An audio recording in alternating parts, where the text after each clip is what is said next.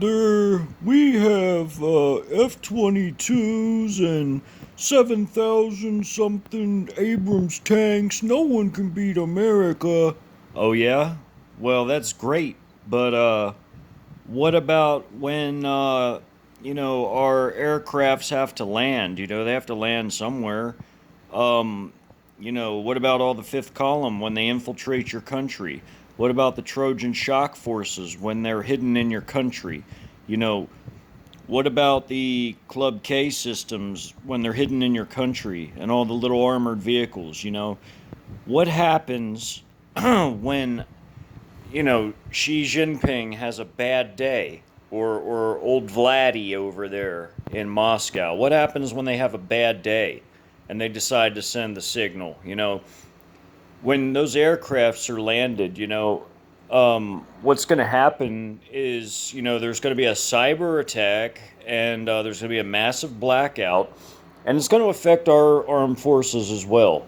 What happens when the chicom and Russian satellite, anti-satellite weaponry hits our satellites? Our military is overly dependent on its electronics. They're not third world countries like Iraq and Afghanistan.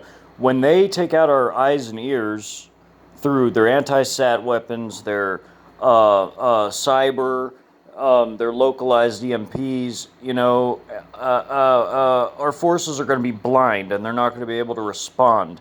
And then what happens when, fifth column saboteurs move onto the bases? Folks, I think that's what happened in Hawaii.